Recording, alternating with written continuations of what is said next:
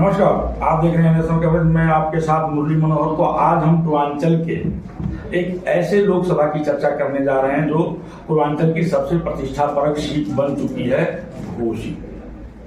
Ghosi प्रतिष्ठापरक seat क्यों बन चुकी है, इसके बारे में हम आपको बता दें कि घोसी जो है प्रधानमंत्री माननीय नरेंद्र मोदी के बाद का जो है लोकसभा है, और इधर अगर देखा जाए तो गोरखपुर के बाद का भी लोकसभा क्षेत्र है। और 2023 में विधानसभा का उपचुनाव घोसी में हुआ था, और भारतीय जनता पार्टी ने अपनी पूरी कैनात, पूरी ताकत, दो उप मुख्यमंत्री, मुख्यमंत्री, लगभग दर्जन भर मंत्री और 2 दर्जन सांसद को जो है घोसी के उप विधानसभा के चुनाव में लगा दिया था। बीजेपी को लगता था कि हम यह प्रचंड बहुमत से चुनाव जीत जाएंगे, लेकिन उसके बाद भी बीजेपी जो है लगभग 40,000 मतों से चुनाव हार गई और समाजवादी पार्टी के सुधाकर सिंह चुनाव जीत गए। ये माना जा रहा था कि घोसी विधानसभा का उपचुनाव जो है लोकसभा का फाइनल होगा। घोसी को हम लोग सेमीफाइनल मान करके चल रहे थे।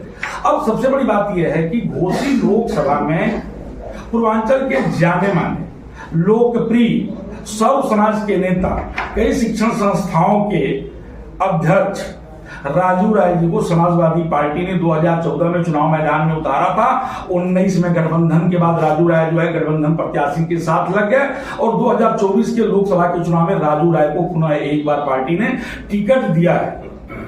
अगर हम 5वें विधानसभा की बात करें तो नेशनल कवरेज की टीम ने जो सर्वे किया है, उस सर्वे में राजू राय इस समय सबसे आगे चल रहे हैं।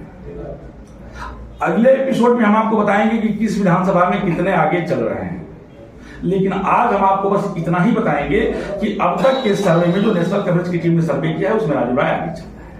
अब हमारे साथ जो है घोसी लोकसभा 70 से जो है राजू राय जी जो समाजवादी पार्टी के प्रत्याशी हैं जुड़ चुके हैं। आइए हम आपसे बातचीत करते हैं। जी, आपका नेशनल कवरेज में बहुत बहुत स्वागत है। जब आप 2014 में चुनाव लड़ने आए थे तो लोग कहते थे कि बंगलौर से आए हैं, पैसे वाले हैं, संस्था चलाते हैं, चुनाव लड़ेंगे और बंगलौर वापस चले जाएंगे। लोग कहते थे, उसको मैंने गलत साबित कर दिया। चुनाव हारने की तीसरे दिन बाद ही आकर घोसी में बता दिया जी कि आपने जिसको दिल्ली भेजा था दिल्ली भेजा, मैं आपके दिल में रहने आया।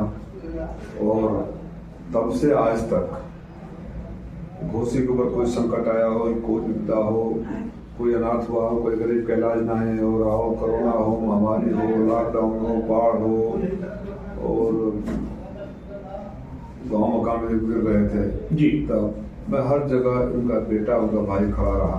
कोई नेता जो आज की तारीख में चुनाव लड़ने आए हैं, आप तो मीडिया से हैं, अगर आपके पास कभी कोई याददाश्त हो, कोई फुटेज हो, कोई वीडियो हो, कोई फोटोग्राफ हो उस समय का, जब किसी के काम आए तो बता दीजिए। तो जिस घोसी के बाइकों के काम उनका भाई और बेटा हर मुसीबत में चट्टान बनकर खड़ा रहा, तो उसकी चुनाव तो जनता पूरी कर दी। आपके दिल में घोसी क्यों बस गया? देखिए, पहली मोहब्बत होती है ना जी। मैं 2012 में आदरणीय अखिलेश यादव जी के साथ रथ में आया था जी, और तभी जिस तरह के लोगों ने हाथों हाथ में लिया था, 2014 का पहला चुनाव जिंदगी का यही से लड़ा। मैं उन लोगों में से नहीं हूँ जो अपने मोबाइल नंबर बदलते रहे, एड्रेस बदलते रहे, पार्टी बदलते रहे, कॉन्स्टिट्यूंसी बदलते रहे। मैं अपनी जुबान का आदमी हूँ जो जिद कर लिया। आज भी मेरे चरित्र के बारे में बताया, आज भी जब हिंदुस्तान में 300 मोबाइल फोन आए थे वही नंबर मेरे पास है, मेरे घर का एड्रेस वही है, और आजीवन घोसी लोकसभा ही मेरे नाम के साथ जुड़ा है।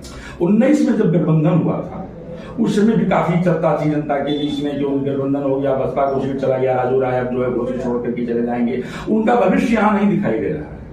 लेकिन 19 में भी आप विचलित नहीं हुए थे। देखिए, और बड़ी ईमानदारी के साथ बसपा की प्रत्याशी के साथ आप मेरी दूसरी पीढ़ी है समाजवादी पार्टी में जी।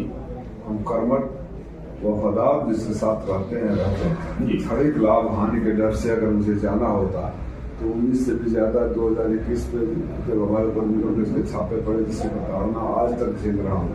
एक तरफ आदेश पर आदेश, नोटिस पर नोटिस हो रहा है, और दूसरी पार्टी से लगातार मुझे बुलाया जा रहा था 19 में भी, और आज भी मैं चला गया। एक छोटा सा मैं आपसे ये जानकारी लेना चाहूंगा कि जिस समय आपके ऊपर जो है ईडी का छापा पड़ा था, आप यहाँ कुछ नहीं मिला था, हम लोग उसके प्रत्यक्षदर्शी हैं, हम लोगों ने उस खबर को भी चलाया था। क्या ईडी के छापा के बाद बीजेपी की तरफ से कोई ऑफर आया था क्या? बीजेपी ईडी ने इनकम टैक्स का छापा था, और शायद ही कोई ऐसी पार्टी है जहाँ से मुझे बुलावा समय समय पर नहीं आया हो 2012 से लेकर आज तक। लेकिन मैं उम्मीद करता हूँ, मुझे अपने पर भरोसा है, विश्वास है मेरी राष्ट्रीय समाजवादी घंटे मिल जाएगी।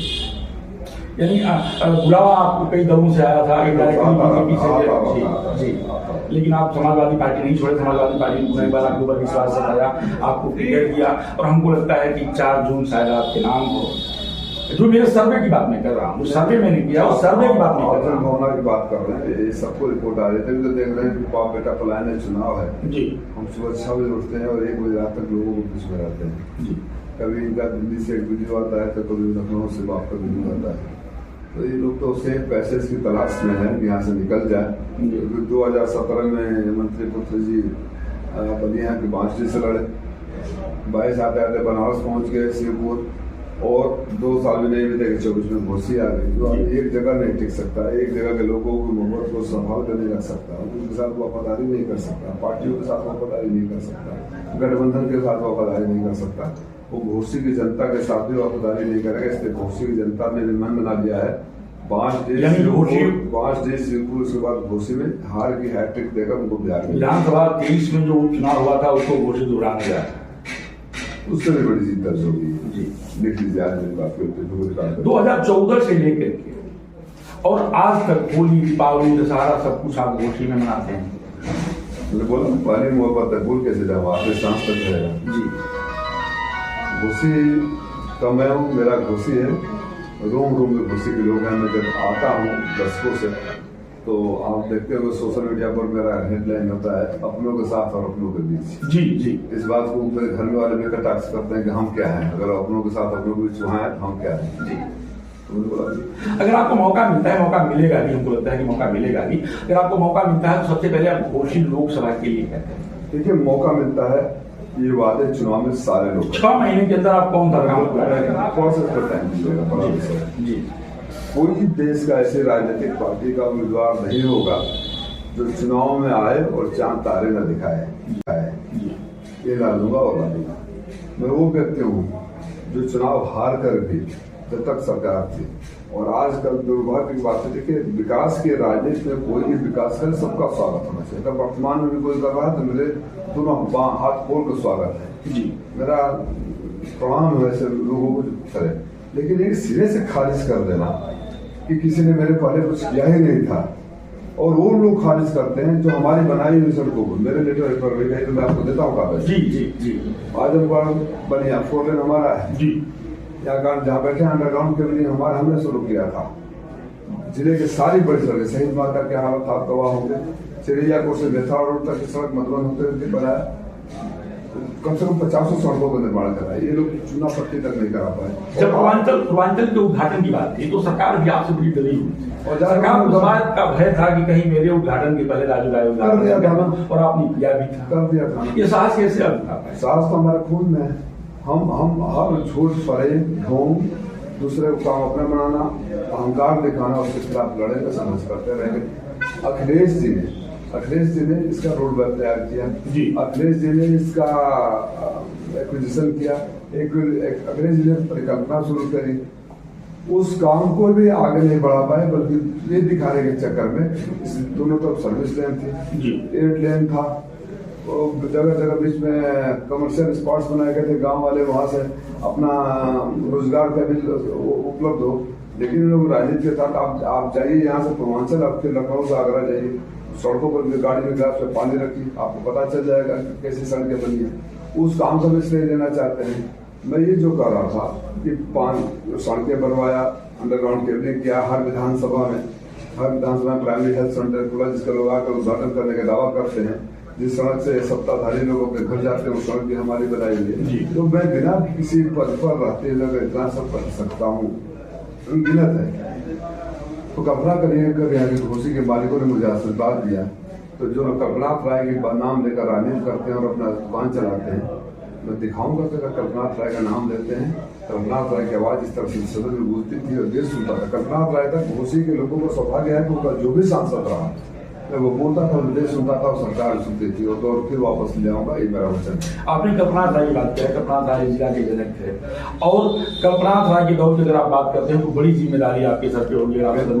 तो कल्पनाथ राय ने मऊ को दुल्हन की तरह से सजाया, इन तीनों पर ब्रिज दिया, सड़कों की जाल बिछा दिया, यहाँ सब कुछ किया।